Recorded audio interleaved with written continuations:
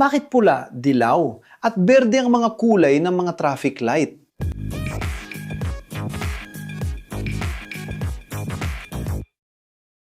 Kamusta mga mahilig sa ninjeria?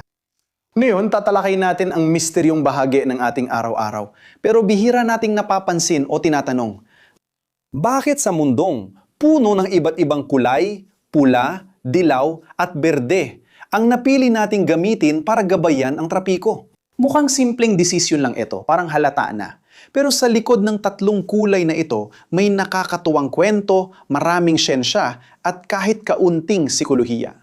Naisip mo na ba kung gaano karaming inhinyeriya at lohika ang nasa likod ng semaporo? Para maintindihan ang pagpili ng mga kulay na ito, kailangan nating balikan ang panahong bago may mga kotse, kung kailan ang mga kalsada ay pinaghaharian ng mga karwahe, naglalakad, at ilan sa mga unang sasakyang demotor na nagsisimula palang lumitaw at magdulot ng kaguluhan. Ang unang semaporo, maniwala ka man o hindi, ay hindi dekuryente at inilagay sa Londres noong 1800 at 68 malapit sa parlamento. Ito ay mano-manong pinapatakbo, gumagamit ng gas na ilaw tuwing gabi, at mayroon lamang dalawang kulay, pula at berde. Pero bakit pula at berde? Sa totoo, ang inspirasyon ay direktang galing sa sistema ng tren na matagal nang gumagamit ng makukulay na signal para kontrolin ang galaw ng mga tren. Ang pula ay nangangahulugang huminto at madalas iugnay sa panganib at paghinto. Samantalang ang berde ay nangangahulugang magpatuloy at sumisimbolo sa kaligtasan at malayang pagdaan. Naging epektibo ang ganitong kasunduan para sa mga tren, kaya't natural lang na ang parehong lohika ay ilapat sa mga kalsada, bilang tugon sa lumalaking pangangailangan na ayusin ang trapiko sa lungsod. Dahil sa mabilis na pagdami ng sasakyan at mas komplikadong lungsod, agad nilang napansin na hindi sapat ang simpleng huminto at magpatuloy. Kailangan ng babala o sinyales na maghahanda sa mga driver sa paparating na pagbabago. At dito na pumasok ang dilaw na ipinakilala sa Estados Unidos noong simula ng ika-20 siglo, kasabay ng unang dekuryenteng semaporo. Pero bakit dilaw at hindi asul o lila, halimbawa? Hindi basta-basta pinili ang kulay na ito. Sa sikolohiya, ang dilaw ay kulay na madaling mapansin at karaniwang kaugnay ng pag-iingat at babala. Isipin nyo ang mga babalang karatula, school bus, o mga hayop na matingkad ang kulay sa kalikasan na nagsisilbing babala ng panganib. Ito ay kulay na nagbababala ng hindi nananakot. Inihahanda tayo sa susunod na aksyon. Ang kombinasyong ito ng pula, dilaw at berde ay para huminto, mag-ingat at magpatuloy. Lumika ng isang intuitive at epektibong sistema na lumalampas sa mga hadlang ng kultura at wika, kaya naging isang universal na wika sa mga kalsada. Bukod sa sikolohiya, mahalaga rin ang pisika ng liwanag sa pagpili ng kulay. Hindi lang ito tungkol sa kahulugan ng mga kulay, kundi pati kung paano sila kumikilos sa kapaligiran. Paano tinitiyak ng agham na ang mga kulay na ito ang pinakaangkop makita mula malayo at sa anumang kondisyon ng panahon? Ang sagot ay nasa mga katangian ng mga alon ng liwanag. Ang pula ang may pinakamahabang wavelength sa nakikitang spectrum, ibig sabihin ay mas kaunti itong nagkakalat sa atmosfera. Dahil dito, ang pula ang pinakapansin kahit sa malayo o sa masamang kondisyon gaya ng hamog, malakas na ulan o alikabok. Kaya naman ang mga sinyas ng emergency stop at mga ilaw ng preno ay pula rin. Ang berde at dilaw ay may mga wavelength din na nagbibigay ng magandang visibility at mahusay na contrast sa isa't isa at laban sa likod ng langit o tanawin ng lungsod. Tinitiyak nito na madaling makikilala ng mga driver ang mga ito ng mabilis at walang kalituhan, anuman ang oras ng araw o kondisyon ng panahon. Dayunpaman, dapat isaalang-alang ang hamon ng color blindness. Mga 8% ng mga lalaki at kalahating porsyento ng mga babae ang may ilang uri ng kakulangan sa pagkilala ng kulay at ang pinakakaraniwan ay ang hirap na makilala ang pula at berde. Kaya, paano naman ang mga taong may color blindness? Paano nila natutukoy ang mga ilaw ng trapiko kung iba ang kanilang pagkilala sa kulay?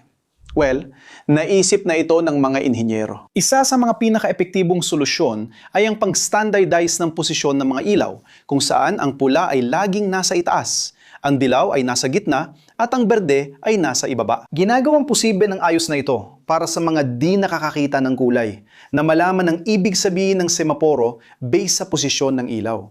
Bukod dito, ang mga kulay ng pula at berde na ginagamit sa mga ilaw ng trapiko ay maingat na inaayos upang maging mas madaling mapagkaiba kahit para sa mga may color blindness. Ang lakas ng ilaw mula sa modernong LED ay tumutulong para mas makita ang pagkakaiba ng mga kulay. Sa ilang lugar, kahit ang maliliit na pagbabago sa hugis ng ilaw tulad ng parisukat para sa berde at bilog para sa pula ay sinubukan kahit na ang pag-standardize ng posisyon ay mas malawak na ginagamit at mas epektibo. Dahil sa bisa at kaligtasan nito, naging internasyonal na standard ang sistemang ito.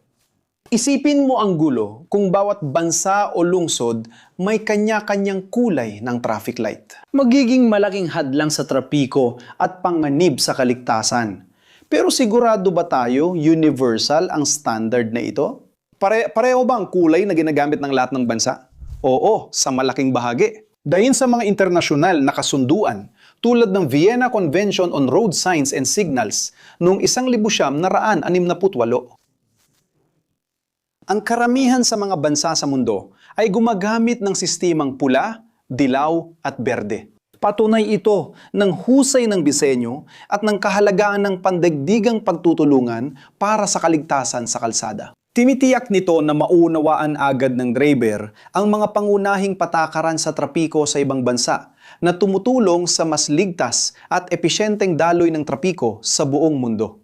Kaya, sa susunod na huminto ka sa pulang ilaw o umarangkada sa berdeng ilaw at baka mas bumilis pa sa dilaw, tandaan mo na ang mga kulay na ito ay hindi basta-basta mga ilaw lang.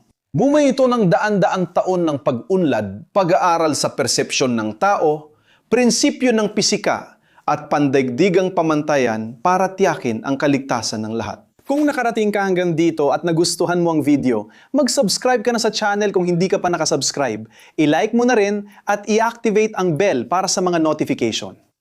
At kung sa tingin mo ay interesante ang aming nilalaman, maaari kang maging miyembro para matulungan mo kaming pagpatuloy ang paggawa ng mga content dito sa platform at maalala ka rin namin sa aming mga video. At kung nakarating ka hanggang dito, iniimbitahan kitang silipin ang mga kursong inirerekomenda namin. Kaya itutok mo ang iyong cellphone sa QR code dito sa gilid o i-click ang link sa description tungkol sa aming mga kurso. Doon makikita mo ang mga kurso ng Excel, 3D modeling AutoCAD, pagsasalita sa publiko, at marami pang iba. Pinili namin ang mga kursong ito dito sa channel at maganda ang kalidad. Kung gusto mong i-level up ang karera mo, sulit itong tingnan. Kung gusto mong magsimula ng online presence at gumawa ng videos para sa social media, iscan mo ang QR code sa screen para makita ang gamit na ginagamit namin sa studio. Ngayon, sabihin mo sa akin. Kapag lumitaw ang dilaw na ilaw, ikaw ba ay bumibilis o nagpepreno? Naisip mo na ba kung gaano kadaming inhinyeriya ang likod ng simpleng traffic light? Iwan mo ang iyong komento at ibahagi ang iyong mga ideya at mga kawili-wiling karanasan mo sa kalsada. Dito sa gilid, may dalawang opsyon ng mga kawili-wiling video na kailangan mong panuorin para mapalawak ang iyong kaalaman at mapukaw ang iyong kuryosidad. Kung gusto mong tumulong, i-like ang video, mag-subscribe, i-activate ang bell, at pag-isipan mong maging miyembro ng channel. Ayun lang mga mahilig sa inhinyerya. Malaking yakap at magkikita tayo sa susunod na video.